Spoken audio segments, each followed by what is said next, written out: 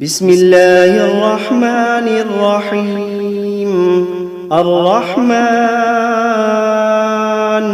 علم القرآن، خلق الإنسان علمه البيان.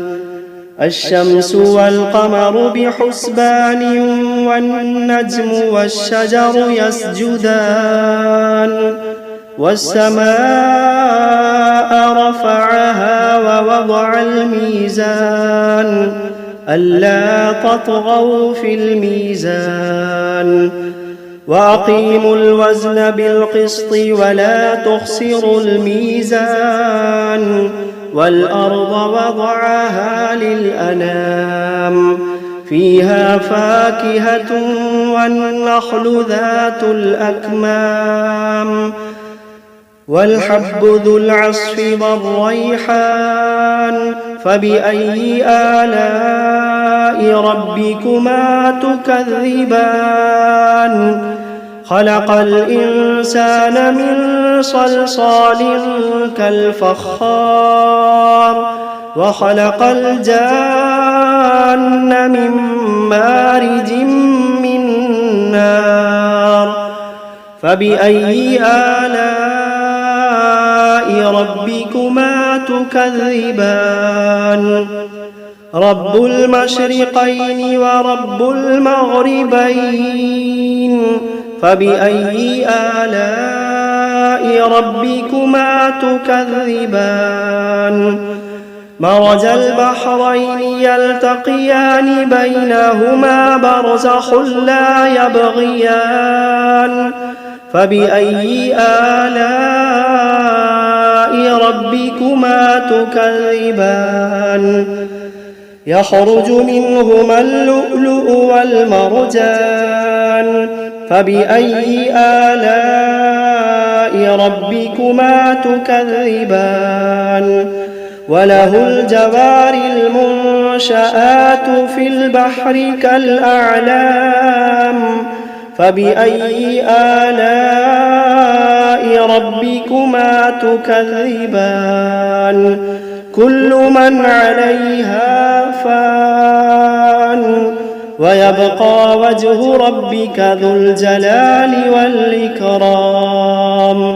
فبأي آلاء ربكما تكذبان؟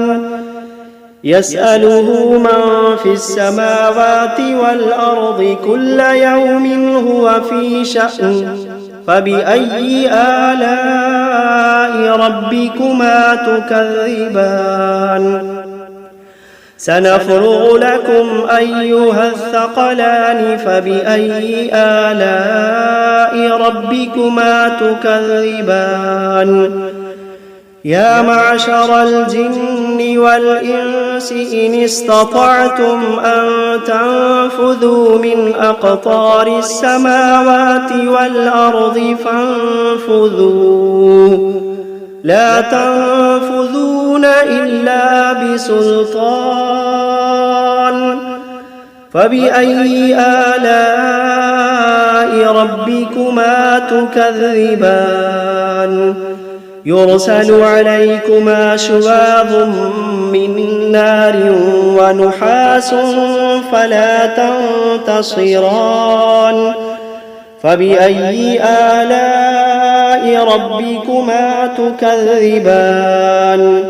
فإذا انشقت السماء فكانت وردة كالدهان. فبأي آلاء ربكما تكذبان؟ فيومئذ لا يسأل عن ذنبه إنس ولا جان. فبأي آلاء ربكما تكذبان؟ يعرف المجرمون بسيماهم فيؤخذ بالنواصي والأقدام. فبأي آلاء ربكما تكذبان؟ هذه جهنم التي يكذب بها المجرمون يطوفون بينها وبين حميم آن فبأي آلاء ربكما تكذبان ولمن خاف مقام ربه جنتان فبأي آلاء ربكما تكذبان ذواتا أفنان فبأي آلاء ربكما تكذبان فيهما عينان تجريان فبأي آلاء ربكما تكذبان فيهما من كل فاكهة زوجان فبأي آلاء ربكما تكذبان متكئين على فرش بطائنها من استبرق وجنى الجنتين دان فبأي آلاء ربكما تكذبان فيهن قاصرات الطرف لم يطمثهن إنس قبلهم ولا جان فبأي آلاء ربكما تكذبان كأنهن الياقوت والمرجان فبأي آلاء ربكما تكذبان هل جزاء الإحسان إلا الإحسان فبأي آلاء ربكما تكذبان ومن دونهما جنتان فبأي آلاء ربكما تكذبان مدهامتان فبأي آلاء ربكما تكذبان فيهما عينان نضاختان فبأي آلاء ربكما تكذبان فيهما فاكهة ونخل ورمان فبأي آلاء ربكما تكذبان فيهن خيرات حسان فبأي آلاء ربكما تكذبان حور مقصورات في الخيام فبأي آلاء ربكما تكذبان لم يطمثهن إنس قبلهم ولا جان فبأي آلاء ربكما تكذبان متكئين على رفرف خضر وعبقري حسان فبأي آلاء ربكما تكذبان تبارك اسم ربك ذي الجلال والإكرام بسم الله الرحمن الرحيم تبارك الذي بيده الملك وهو على كل شيء قدير الذي خلق الموت والحياة ليبلوكم أيكم أحسن عملا وهو العزيز الغفور الذي خلق 7 سماوات طباقا ما ترى في خلق الرحمن من تفاوت فارجع البصر هل ترى من فطور ثم ارجع البصر كرتين ينقلب إليك البصر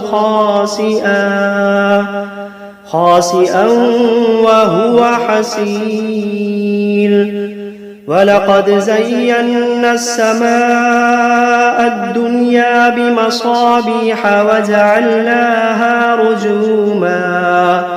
وجعلناها رجوما للشياطين وأعتدنا لهم عذاب السعير وللذين كفروا بربهم عذاب جهنم وبئس المصير إذا ألقوا فيها سمعوا لها شهيقا وهي تفور تكاد تميز من الغيظ كلما ألقي فيها فوج سألهم خزنتها ألم يأتكم نذير قالوا بلى قد جاءنا نذير فكذبنا وقلنا ما نزل الله من شيء إن أنتم إلا في ضلال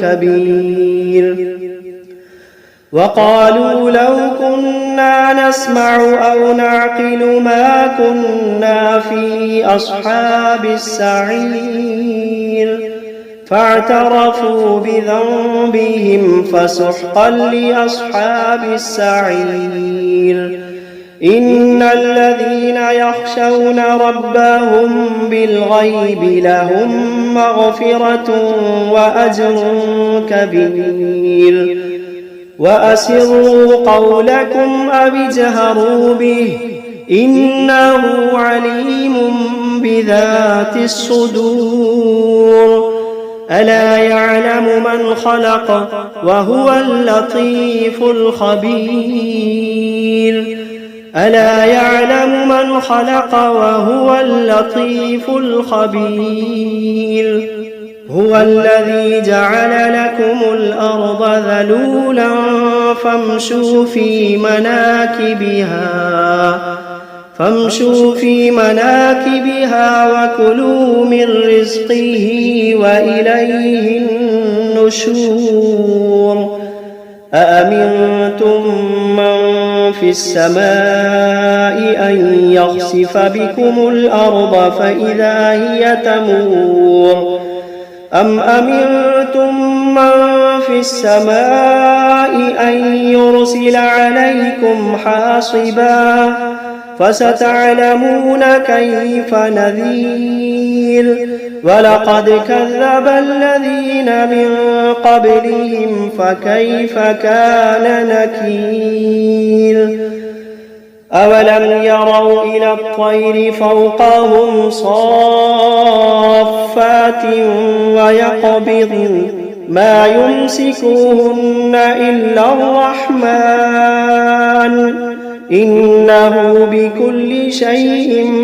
بصير أمن هذا الذي هو جند لكم ينصركم من دون الرحمن إن الكافرون إلا في غرور أمن هذا الذي يرزقكم إن أمسك رزقه بل لجوا في عتب ونفور أفمن يمشي مكبا على وجهه أهدى أمن يمشي سويا على صراط مستقيم قل هو الذي أنشأكم وجعل لكم السمع والأبصار والأفئدة قليلا ما تشكرون قل هو الذي ذرأكم في الأرض وإليه تحشرون ويقولون متى هذا الوعد إن كنتم صادقين قل إنما العلم عند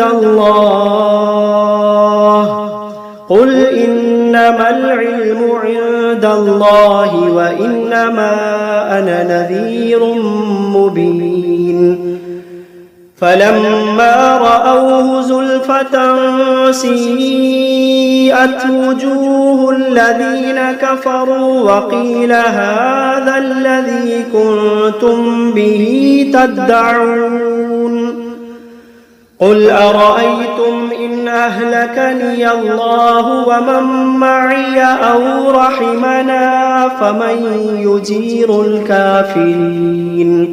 فمن يجير الكافرين من عذاب أليم قل هو الرحمن آمنا به وعليه توكلنا فستعلمون من هو في ضلال مبين قل أرأيتم إن أصبح ماؤكم غورا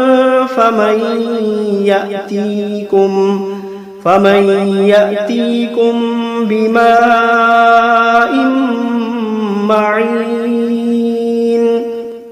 بسم الله الرحمن الرحيم قل أوحي إلي أنه استمع نفر من الجن فقالوا إنا سمعنا قرآنا عجبا يهدي إلى الرشد فآمنا به ولن نشرك بربنا أحدا وأنه تعالى جد ربنا ما اتخذ صاحبة ولا ولدا وأنه كان يقول سفيهنا على الله شططا وأنا ظننا أن لن تقول الإنس والجن على الله كذبا وأنه كان رجال من الإنس يعوذون برجال من الجن فزادوهم رهقا وأنهم ظنوا كما ظننتم أن لن يبعث الله أحدا وأنا لمسنا السماء فوجدناها ملئت حرسا شديدا وشهبا وأنا كنا نقعد منها مقاعد للسمع فمن يستمع الآن يجد له شهابا رصدا وأنا لا ندري أشر أريد بمن في الأرض أم أراد بهم ربهم رشدا وأنا منا الصالحون ومنا دون ذلك كنا طرائق قددا وأنا ظننا أن لن نعجز الله في الأرض ولن نعجزه هربا وأنا لما سمعنا الهدى آمنا به فمن يؤمن بربه فلا يخاف بخسا ولا رهقا وأنا منا المسلمون ومنا القاسطون فمن أسلم فأولئك تحروا رشدا وأما القاسطون فكانوا لجهنم حطبا وأن لو استقاموا على الطريقة لأسقيناهم ماء غدقا لنفتنهم فيه ومن يعرض عن ذكر ربه يسلكه عذابا صعدا وأن المساجد لله فلا تدعوا مع الله أحدا وأنه لما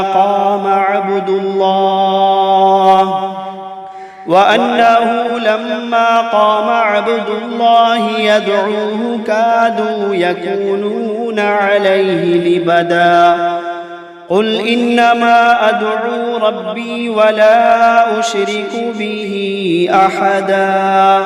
قل إني لا أملك لكم ضرا ولا رشدا. قل إني لا أملك لكم ضرا ولا رشدا. قل إني لن يجيرني من الله أحد.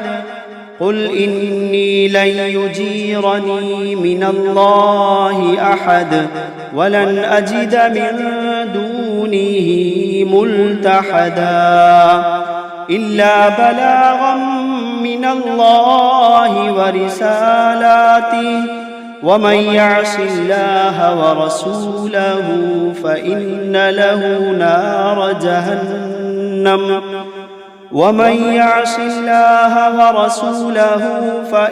له نار جهنم خالدين فيها أبدا حتى إذا رأوا ما يوعدون فسيعلمون من أضعف ناصرا وأقل عددا.